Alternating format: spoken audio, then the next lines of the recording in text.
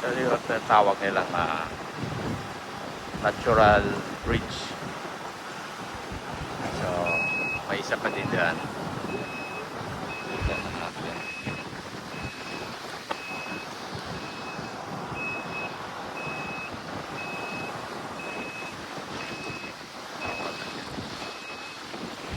Dyan na siya. Hanggang dyan lang siya. Yung isa na hero na.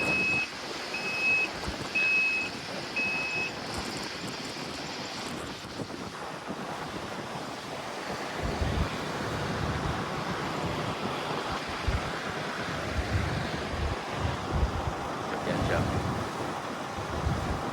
Ito yung dinadayo ng maraming turista dito. Yan. May mga gift shops sila. May mga turista.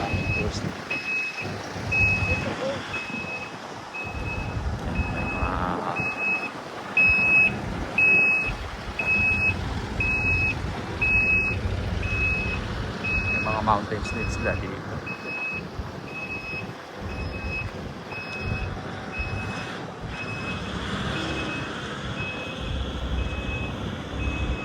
Ito na yung sign ng natural bridge. Ito dinarayo dito. Ganda. Ito yung kadaming mga turista dito.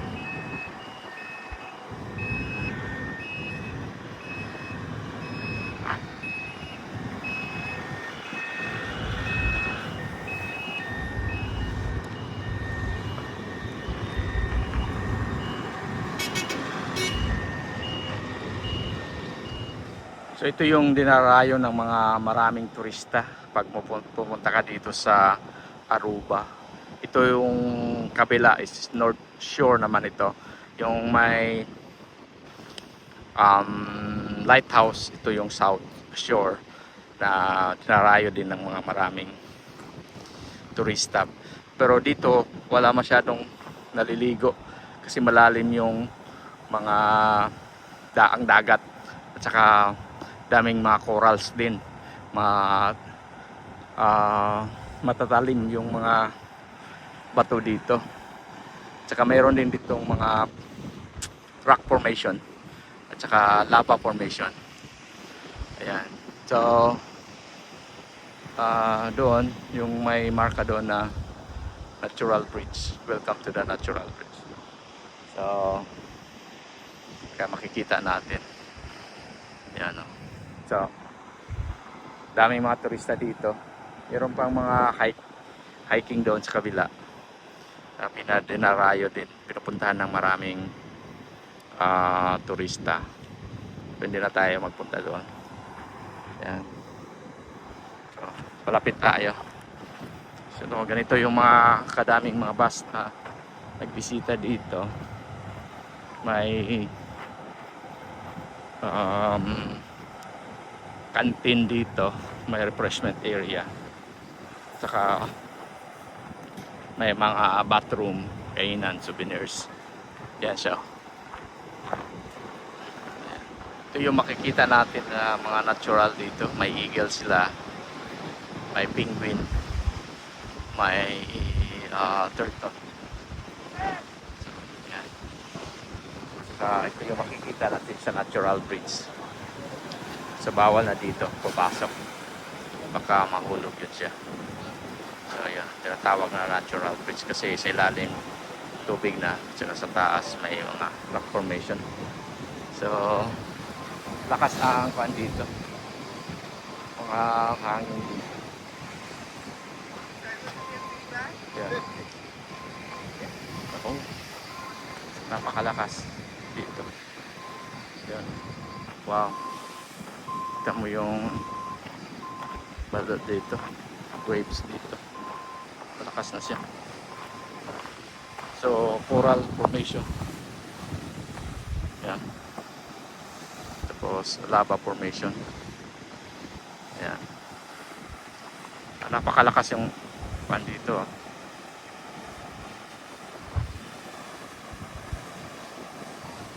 Itong alon waves dito. Para siyang North Shore compared to sa Hawaii. Yun, napakalakas. Ay magsisilpi dyan. May mga nag-perform ng stone. Yan.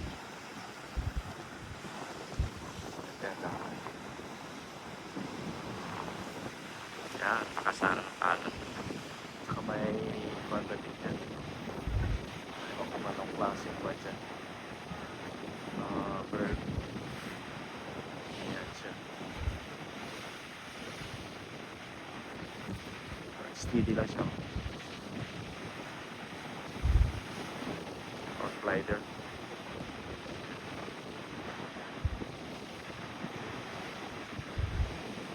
Lalapit na. Ganito kalakas yung mga alon dito.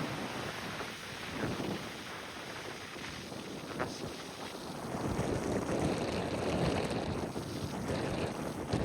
Ito yung North Shore ng Aruba. Wala nang naliligo dito kasi malalim yung dagat at saka may mga corals din dito.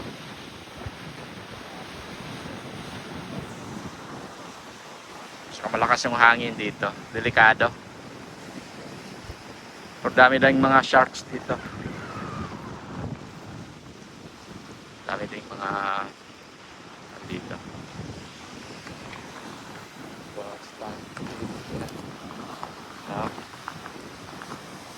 Ganito ka daming tao dito, mga turista. Ito yung nakikita nating natural bridge yan. So na-develop siya ng tourist spot. Ganito ka daming tao na pumupunta dito. So, delikado na siya. So, don't go. Caution. Yan. Dami. Dami pa rin mga bato-bato doon sa kabila. Saan natin? Nung nandoon.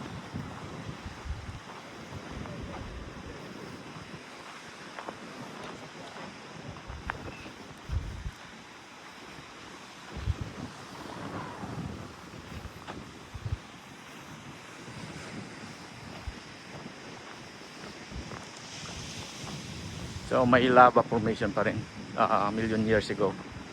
So may mga volcano dito. Ito yung mga rock formation dito. Yan.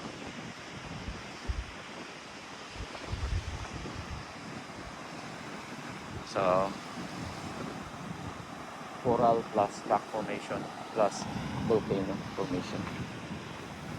So ito na yung natural bridge na sinasabi nila dito sa Aruba. So napuntahan din natin.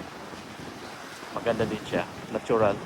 Kasi sa ilalim nakagawa siya ng parang bridge, parang tulay. May tubig dito. Malaki. Meron na silang pito dito. Dalawa nag-collapse na. Yung isa nag-collapse na siya. Yeah. So ito yung pinakamalapit. May 5 pa daw na kaso malayo na daw, hindi na nila mapuntahan. So may mga hiking pa dyan ng banda. So ganito ka daming tao. May steps pa dyan.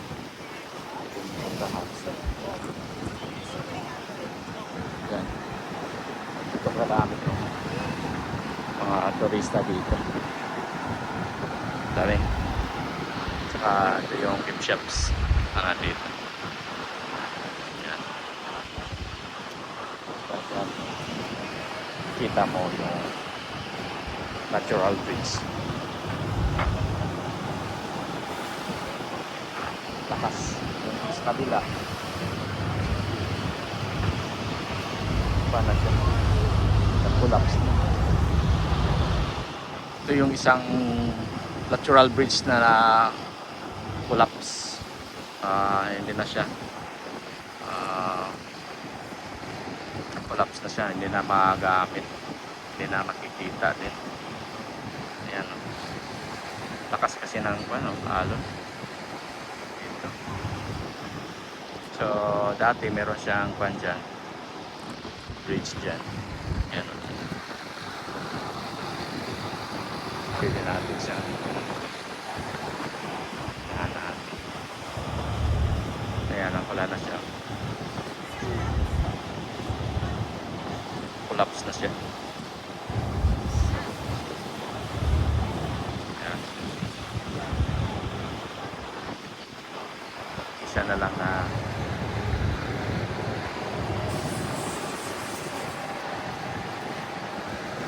yan na lang ang naiwan.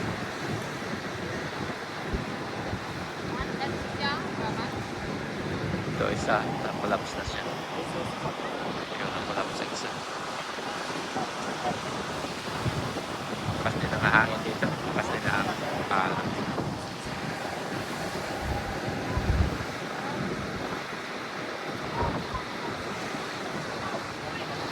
So ito yung dinarayan nilang natural bridge na makikita natin dito.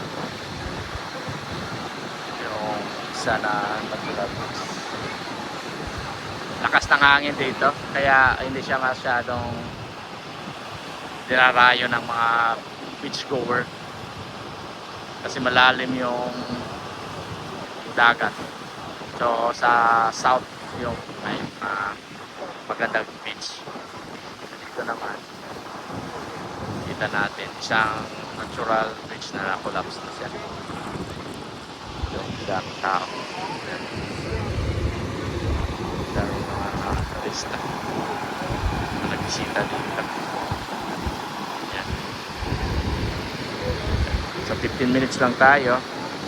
So ito na yung tinatawag nilang natural bridge. Lalim kasi may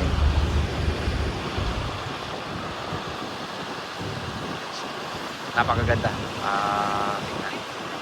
Natural siya. Dami mga yan. So, tinatawag siya natural bridge kasi sa million na taon, million years na-form siya ng ganon. So ganon na siya.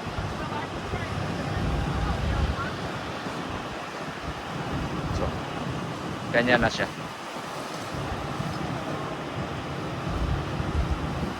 Yan.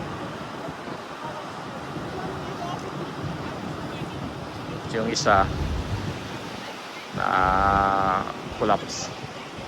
Nalakas din ng alon dito. Tingnan mo yan, oh. Oh, napakalakas. Lakas.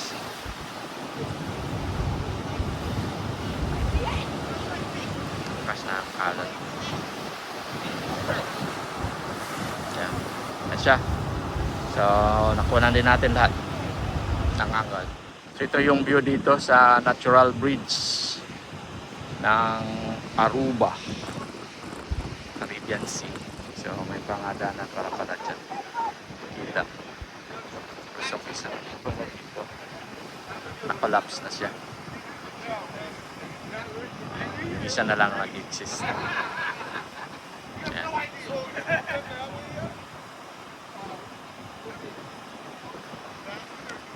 Lakas na rin ang pero may mga trail pa dyan, no? Gusto mo mag-hike, dapat marami kang oras. Yan.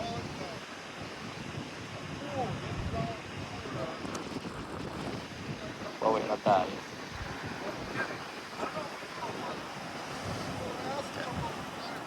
Ito yung mga pan dito, tourist dito.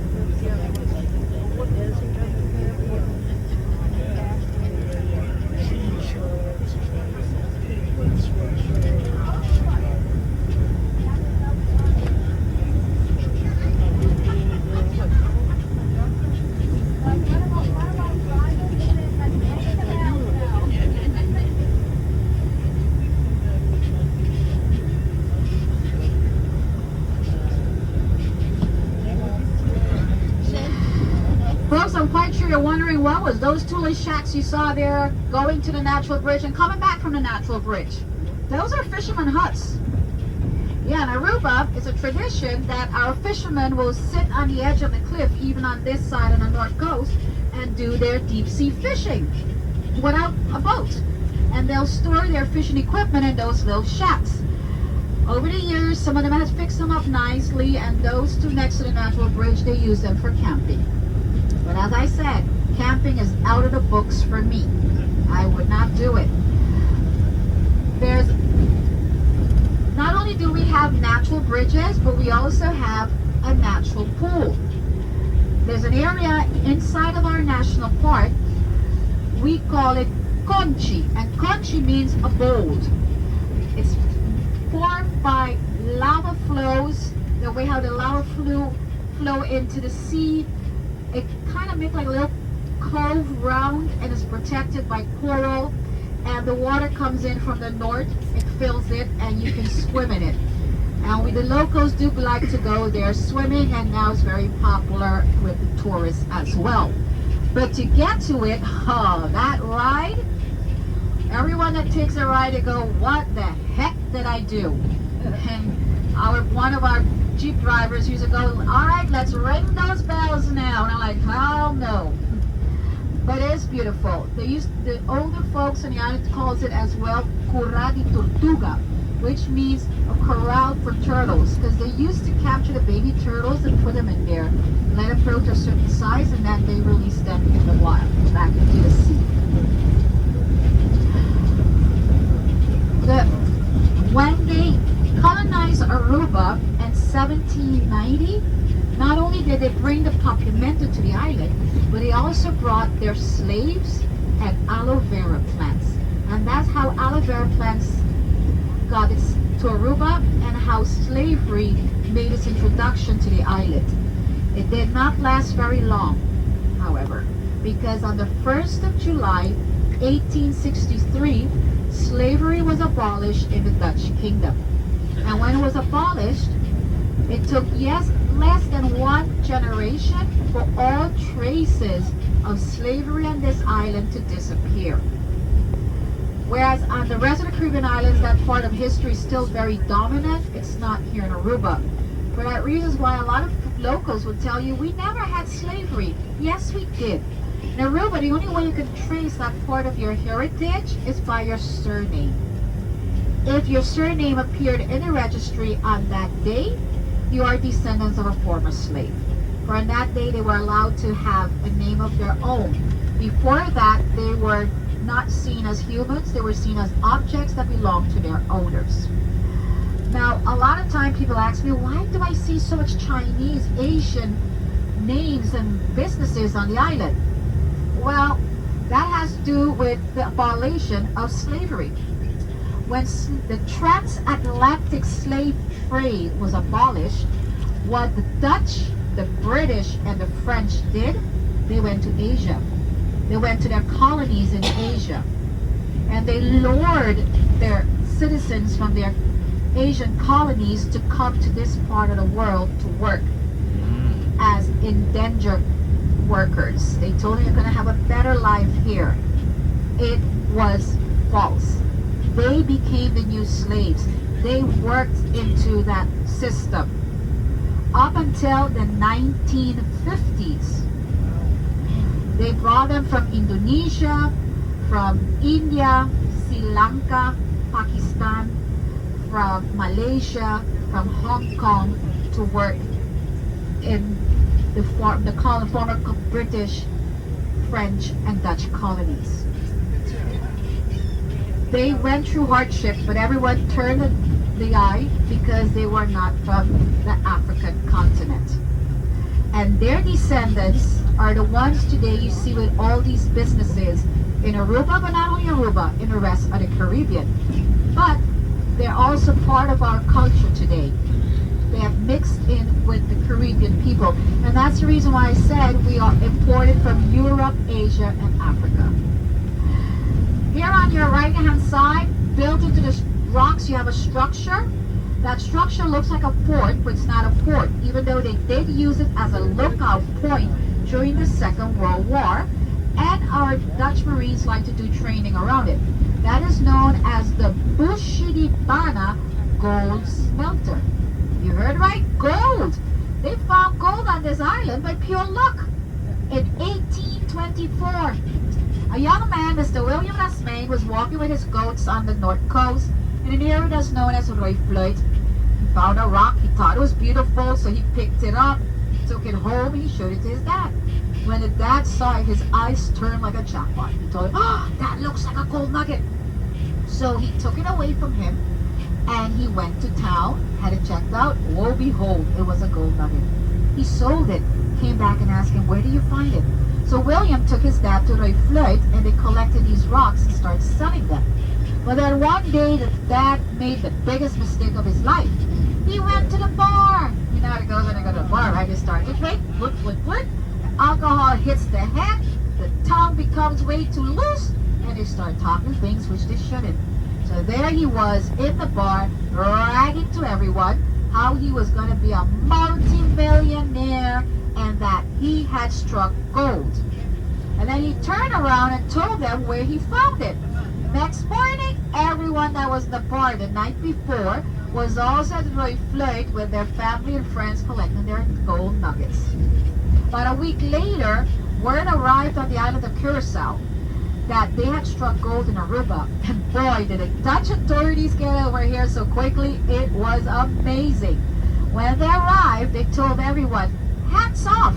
This is our gold, we are going to mine it ourselves." And what they were doing on that structure is that they were taking the rocks that had the gold in it, they were crushing them, washing them with cyanide to separate the gold from the rock. Then the gold was shaped into bars and shipped out from the island. Between 1824 and 1916, over 3 million pounds of gold was extracted from the island. We got none of it. They shipped it all out to Curacao. Curacao used what he wanted, and the rest was sent home to the Netherlands. In Aruba, you can still find gold. However, today's found downtown by all the jewelry stores. That's where you go for it. No, we still have gold in our grounds, but the effort to get it is not that profitable, so we don't worry about it anymore. We're heading now to our final stop, which will be the Rock Formation, and on our way to the Rock Formation, we are driving through the countryside. And the countryside is known as the Kunuku. And Kunuku means to plant. And it's called that way because in the past you would have encountered a small little hole with about 1 acre to 3 acres of land around it, and they were growing their own food. They were growing corn, wheat, beans, potatoes, sweet potatoes, pumpkin, watermelon, peanuts. They had banana trees, avocado trees, papaya trees, mango trees, and cashew trees. They were raising their goats, their sheep, their pigs, and their chickens. And this was harvested and taken to the coastline and exchanged with a fisherman for fish. And that's how they lived here for many years. Up until the early 1820s, the homes that they built on the island was known as Casitorto. Casitorto means a wood house, a mud house, and that's how they were built from, mud. They used to use the wood from the cactus. When the cactus dries out, the middle part of it, which is its reservoir, becomes very hard. And that they used to slice it down, bind them together with a vine that grows on the island, and when it dries, it's very hard, like rope. They made the frame from the home that way, then they fill it in with mud, smooth it down nicely, and whitewash it. The floors was packed dirt. The door and the roof was made from the cactus wood as well. Those homes did not have windows. From the 1820s to the 1930s, they started building what's known as the Kunuku houses. Now the Kunuku houses was built by taking any type of rock they could find. It was either granite, basalt, diorite, or coral, placed them one on top of each other, and they framed out the walls of the home like that. In the crevices, they fill it in with small little rocks. Then they fill it in with mud, smooth it down nicely, whitewash the walls. The floor was ceramic tiles, which they brought in from Venezuela. The doors, the windows, and the roof was made from wood that also was brought in from Venezuela. From the 1930s until today, 2026, the homes are made from concrete blocks, so from cinder blocks. And we still build them that way today. Aruba doesn't have wooden homes, whereas on the other Caribbean islands, their homes are built mostly from wood and on stilts. And that has to do with the fact that those islands get earthquakes and they get hurricanes. And those homes are able to withstand the earthquakes and the hurricanes much better than concrete homes. Now, Aruba, they're blessed. They don't know what is natural disasters. They don't know what is hurricanes, what is tornadoes, earthquakes, tsunamis, or volcanoes. They're spoiled. Now, for drinking water, we desalinate our water, and we've been desalinating it since 1933. We use the reverse osmosis method where the salt is extracted from the water is turned to steam, the steam turns the turbines and produces electricity, from there it's cooled off and shipped out to the homes. The water is clean, has no kind of chemicals or bacteria in it. So folks, if you're ever back on this island, just drink the water. Do not buy bottled water, because actually you're buying tap water that they bottle it and charge you for it. So bring your water bottle and tap up, okay? Now, if you take a look on your left-hand side, you'll notice a little bump there. Someone asked me about it when we were by the lighthouse, and I told them, well, from the distance, it looks like a pyramid. From close by, it's flat on the top, and you can see it. Just the optical illusion makes it look pointed. This, folks, is right in the middle of the island. It is an extinct volcano, so it's known now as a cinder cone. And it's been eroded quite a bit. That's what's left of it. It has a height of 580 feet. There's 642 steps that takes you to the top. And once you're on top there, you have a 360 degrees view of the island. Our Kaykatillo Indians used to call it Orgullo. The Spaniards, when they were here, used to call it pan de azúcar, which means a sugar bread. What Orgullo means, we have no idea. And the Dutch, well, they call it hooiberg, which means a haystack. And up to today, we still call it the hooiberg, the haystack. We're almost at our final stop, which is the rock formation, the Casibani.